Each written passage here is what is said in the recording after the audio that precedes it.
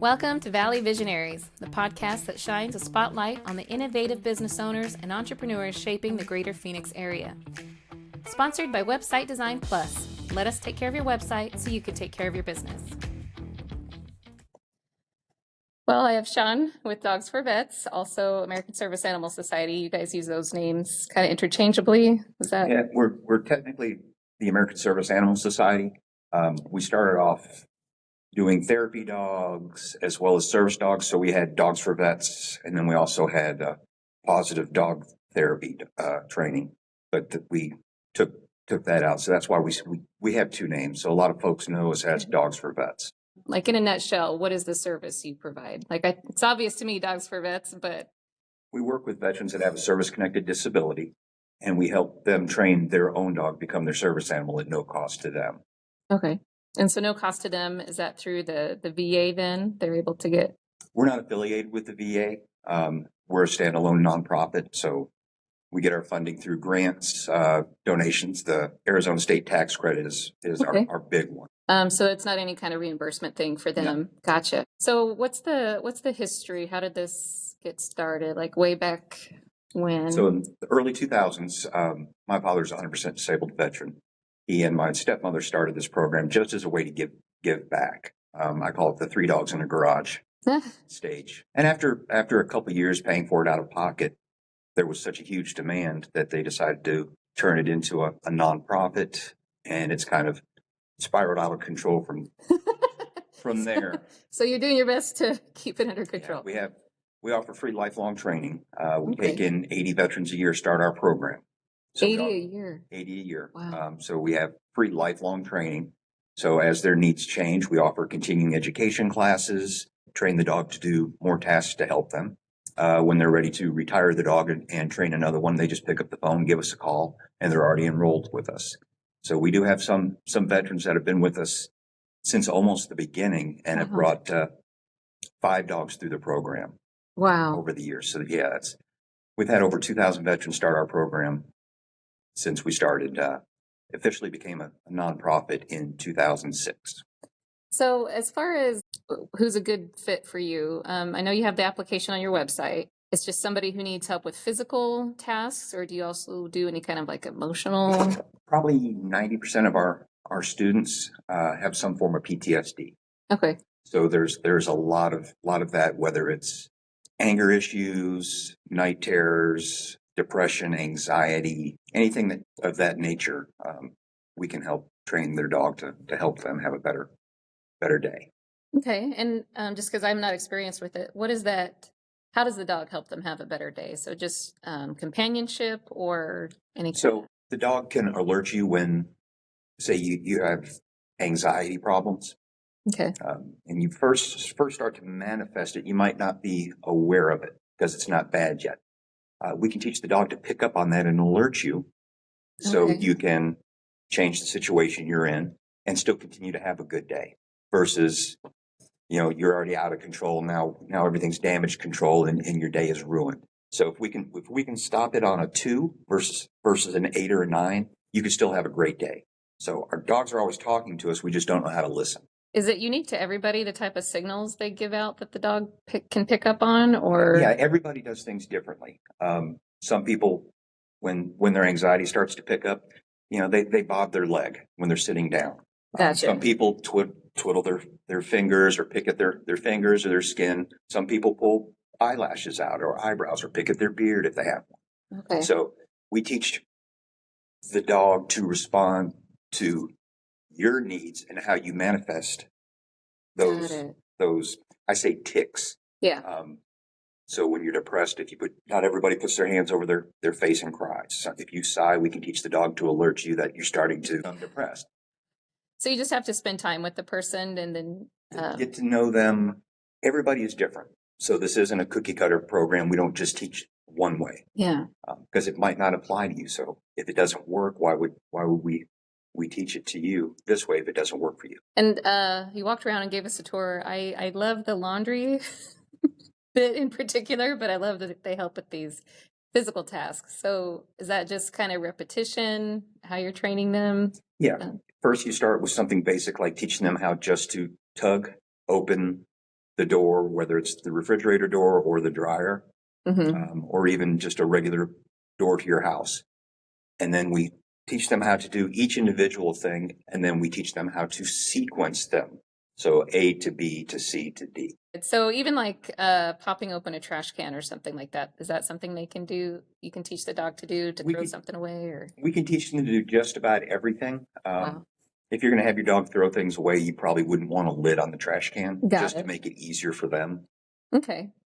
So I'm thinking selfishly about throwing away diapers, things like that. So, oh, that's awesome. And then I saw the stairs. We saw the light switch. And then this facility, how long have you guys been here? We've been here, September was 3 years. Okay. We were located just a couple doors down where we had been for about 10.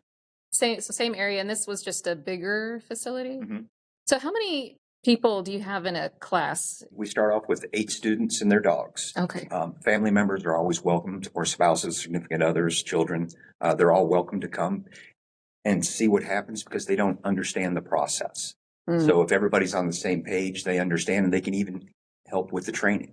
Yeah, so you have to train them, not just the dog. The dogs pick things up really quick. It's more about training us to be consistent. Yeah. So as far as how you find, I say clients, but you had a better word for it earlier. Our students? Yes, students. Sorry. That's obvious that we say that. We're on a member of several different groups, veteran groups, like Be Connected Network. So it's a one-stop shop. If they need help with A, B, or C, they call this, and then they give them the appropriate number. So if they call the Be Connected Network and say, hey, I need help, I need a service dog, then we're on that list. So they would give out our number. A lot of doctors at the VA, psychiatrists and stuff like that, give our number out. Okay. So right now we have about 1.5 years waiting list. 1.5 years. Wow. That's awesome. So a lot of referrals. And I know you are active on social media. Do you guys get any contacts through there? Like anybody reaching out? We do. Yeah. People will Google us or, do a search, and they find out that, wow, I didn't know you guys are right here in Gilbert. I've lived in Gilbert, for 10 years and didn't know you guys were right down the street from me. Yeah.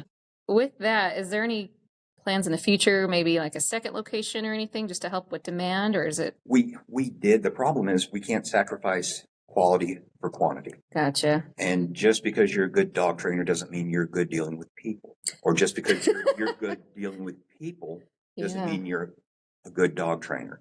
So almost all of our trainers are either veterans that have been through the program, and as a way to give back, they've become animal behaviorists and gone to school, and now they help us, or the family of a veteran that's been through the program.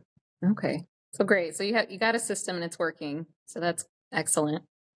About how many trainers do you have? We have 5 trainers. Okay. And we all take turns being a lead trainer in some class, or I'll be a backup in class, or an assistant for another class. So we all wear several hats to make it work. Okay. And so at that room you showed me earlier, for just decompressing, your student just has to call in and say, can I come, or just stop by? When they're in class, if they're having a bad day and they just need some time to regroup, then they just go in the room, close the door behind them, and I'll check to see if they need a water or anything, and just let them have their space. Yep. Sometimes it's all you need. A little bit of space.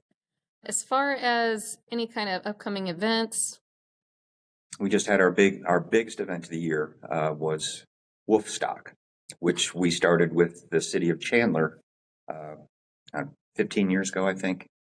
And it just got so big that the city has taken it over.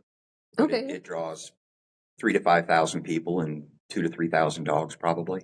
Okay, so is it just like a vendor setup, or what? They have vendors, but it's completely free to the public. Okay. There's dog rescues and dog boutique items. They even have a pet psychic out there. Sorry. I'm sure that's fun. Chandler has their canine unit out there doing demonstrations. Purina used to bring their trick dog team out there. Oh, nice. But they haven't been out since COVID. Okay. But it's a really neat event, and it's always the 3rd Saturday in November. Okay. And then as far as tours, like if somebody just wanted to check out the facility, they just need to call ahead and schedule that with you? We don't let anybody watch our training sessions because we don't want to present ourselves and our veterans as being in a fishbowl. Yeah. But if there's somebody, a group that's interested in what we do and want to learn more, then they can call and set up an appointment, and I'd be happy to talk to them, give them the tour, and tell them what we're about. And as far as looking ahead, do you have any kind of like 5-year plan for the business, or is it just keep on doing what we're doing because it works? Our biggest goal is to be able to have our own location.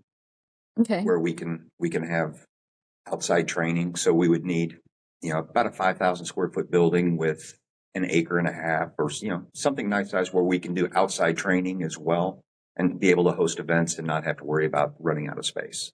Yeah.